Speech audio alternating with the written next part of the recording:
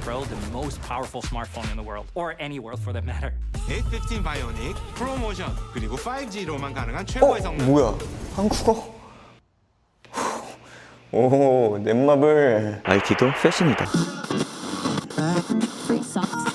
안녕하십니까, 텐입니다. 오늘 새벽 2시 애플의 9월 이벤트가 있었죠. 저는 사실 애플워치에 대한 굉장한 기대를 하기도 하고 그런 마음으로 영상을 몇 개 만들기도 했었는데 이게 웬걸...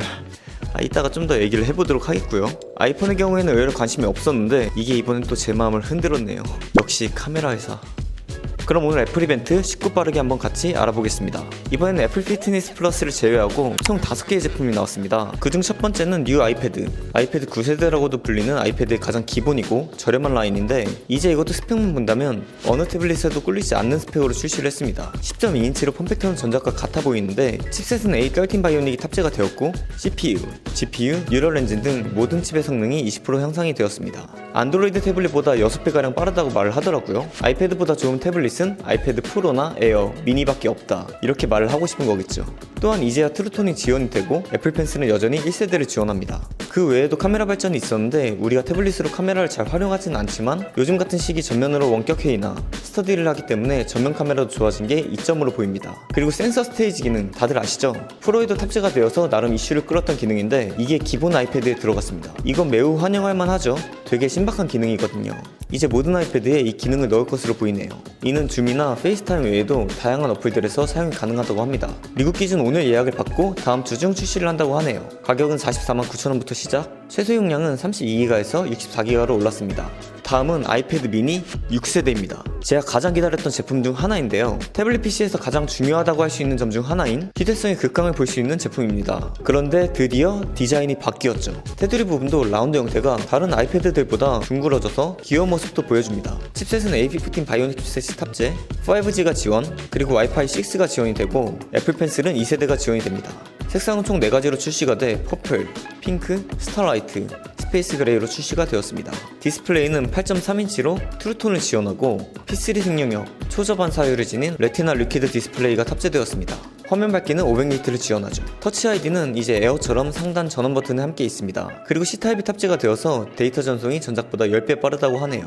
그로 인해 다양한 기기들과의 연동성이 높아졌죠. 그리고 스테레오 스피커 탑재, 이건 매우 반길만 합니다. 저는 이거 걱정이 조금 있었거든요. 미니는 이렇게 좋은 성능으로 나왔지만 다른 어플들 사용보다도 결국 아무래도 영상 머신으로 가장 잘 활용이 될 거기 때문에 이 스테레오 스피커는 매우 반길만한 것 같습니다. 아이패드 미니 역시 카메라가 업그레이드가 되었는데 전면 1200만화소 울트라 와이드 카메라가 탑재, 센서 스테이지 기능 역시 가능합니다. 이 A15 바이오닉 칩셋 탑재가 이 아이패드 미니의 활용도를 영상, 게임 외에도 다른 기능을 활용하고 싶게끔 만들어주는 것 같아요. 휴대하기 간편해서 사진을 편집할 때도 좋을 것 같고 실시간 번역을 하는 모습도 보여줬죠. 얼른 받고 싶네요. 스마트 폴리오 색이 이쁘게 나왔고 말이죠. 출시는 아이패드 9세대와 같이 미국에서 오늘 주문이 가능하고 다음 주 중 출시를 합니다. 우리나라 출시는 아직 나오지 않았죠. 저는 일단 미국에서 예약을 했어요. 혹여 궁금하신 분들은 구독을 해주시면 감사드리겠습니다. 이번 발표한 제품 다 살 것 같아요. 가격은 649,000원부터이고 용량은 64기가와 256기가로 되어 있습니다. 최저 용량이 64기가인 게 조금 아쉽네요. 저는 방금 스페이스 그레이를 샀는데 퍼플을 살 걸 그랬나, 근데 아이폰은 하늘색을 살 거라서 무튼 다음 제품은 애플워치 7입니다. 애플워치가 예상과는 달리 디자인이 크게 바뀌지 않았습니다. 하지만 화면이 더 커진 모습을 볼 수 있었죠. 때문에 화면에 더 많은 정보를 보여주고 풀키보드를 사용 가능하게 되었습니다. 시계 자체의 크기는 거의 늘지 않았는데 테두리 두께를 40%가량 줄이고 전작 대비 20% 정도 넓은 화면으로 출시를 했다고 합니다. AOD의 화면 밝기도 70%가 밝아졌다고 하네요. IP6X 인증, 먼지 방지, WR50 방수 등급으로 수영에 최적화가 되었고 역대 가장 강한 전면 디스플레이도 보여줬습니다. 배터리는 18시간이 유지되고 충전 속도는 33% 빨라졌다고 합니다. 45분이면 0에서 80%까지 충전이 된다고 하네요. 그래도 18시간이 그렇게 만족스럽지는 않습니다. 그 외적으로 그렇게 크게 와닿는 점은 없었습니다. 그냥 헬스 기기가 좀 더 완전체가 된 느낌이랄까요? 말 그대로 완벽한 헬스 지원 기기의 발표를 보는 것 같았습니다. 시속 제고, 골프 비거리도 제고 말이에요. 하지만 갤럭시 워치 4에 있던 인바디 측정 기능은 없네요. 물론 애플워치 성능이 더 좋지만요. 컬러는 알루미늄 5가지, 그린, 블루, 프로덕트 레드, 스타라이트, 미드나이트로 되어 있고요. 스테인리스 모델은 실버, 블랙, 골드로 되어 있고 티타늄 모델은 내추럴과 스페이스 블랙 티타늄으로 되어 있습니다. 그리고 이번에도 역시 나이키 버전과 에르메스 버전 역시 출시를 합니다. 가격은 $399부터 시작, 한국 출시일도 미국 출시일도 미정입니다. 가을 내에 출시가 된다고 하네요. 생산이 늦춰진 게 맞는 것 같습니다. 솔직히 이번 워치 7은 액티비티 그리고 헬스 기능이 좀 더 강화된 것과 디스플레이가 좀 더 커진 것 외에는 잘 모르겠습니다. 누나한테 6세대 왜 샀냐고 했는데 졌다. 네 번째는 아이폰 13 그리고 아이폰 13 미니입니다. 개인적인 생각으로 가장 관심이 없었는데 가장 눈에 띈 제품이었던 것 같아요. 먼저 첫인상 디자인을 보자면 앞쪽에는 줄어든 노치와 뒤편에는 카메라 배열이 오른쪽 위, 왼쪽 아래로 대각선 방향으로 배치가 된 것을 볼 수 있죠. 그런데 노치가 솔직히 줄어들어도 저는 대단한 걸 못 느끼겠네요. 아이폰 13은 6.1인치, 미니는 5.4인치로 출시가 되었고 슈퍼 XDR 디스플레이가 탑재, 최대 800니트까지 밝기가 올라가고 HDR 컨텐츠를 재생하면 1200니트까지 올라간다고 합니다. 또 A15 바이오닉 칩셋이 탑재가 되었습니다. 그 외적으로는 사실 말씀드릴 게 많이 없습니다. 카메라 발표나 뭐 다름이 없었거든요.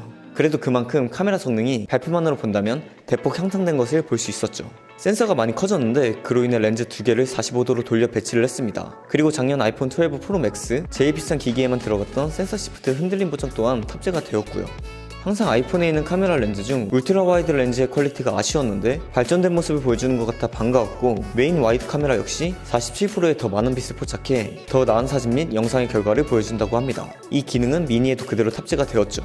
그 외에 카메라 기능에 시네마틱 모드와 사진 스타일 기능도 있는데 이건 다음 소개할 아이폰 13 프로에서 더 말을 해보도록 하겠습니다. 전면 카메라 역시 발전이 되었는데 이 많은 기능들을 전면으로도 사용 가능하다고 하네요. 보기에는 별거 없어 보일 수 있지만 제가 왜 이 제품이 가장 이번 발표 중 눈에 띄었냐 라고 하면은 일단 기본 저장 용량이 128기가부터 시작합니다. 12에 비해 2배 늘었죠. 그리고 배터리 사용 시간도 늘었습니다. 13은 12에 비해 2시간 반, 미니는 1시간 반이 더 사용 가능합니다. 그리고 사실 A15 바이오닉 칩셋 탑재만 봐도 이 가격에, 이 디스플레이에 이 칩셋은 눈에 띌만한 것 같습니다. 카메라도 좋아졌고 배터리도 늘었고 말이죠.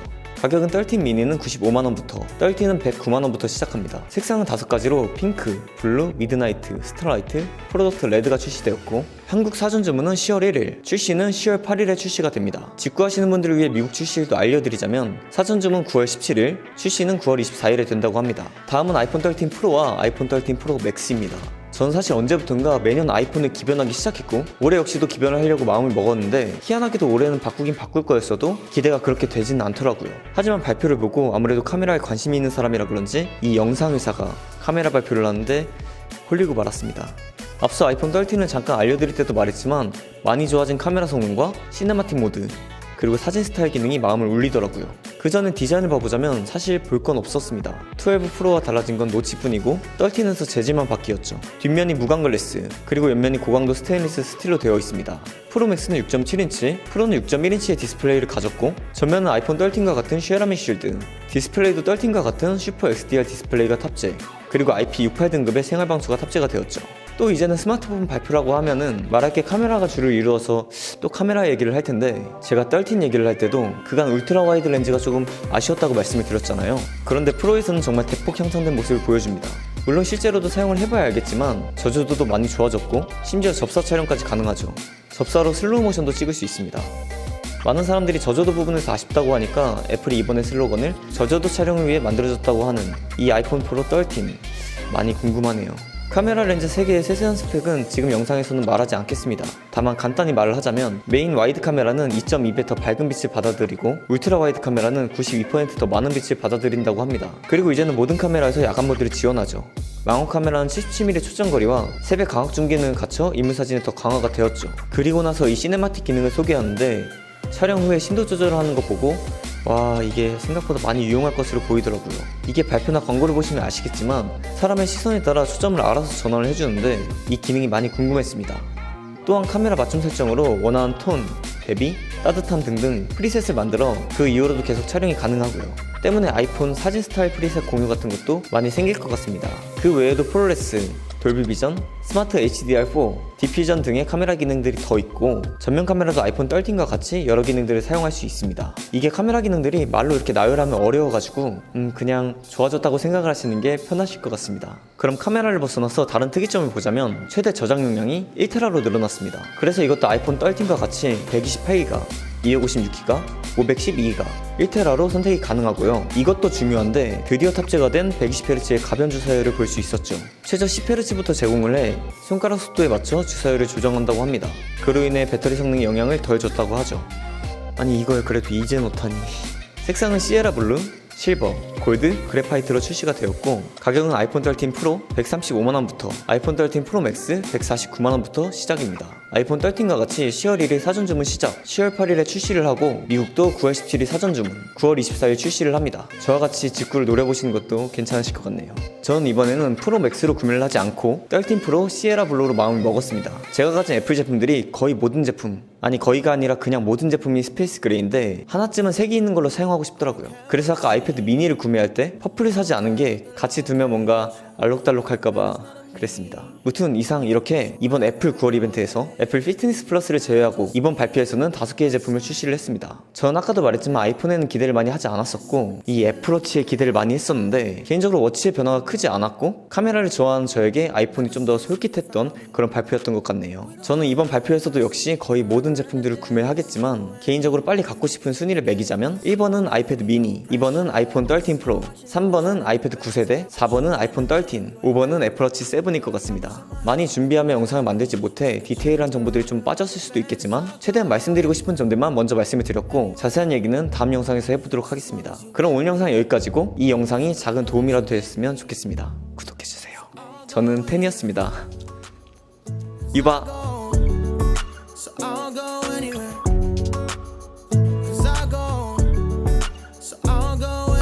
Care about the way they're looking at us, cause I know they wish they had it and they know we're doing damage to the game. I don't care about the stereotype, I can never do it.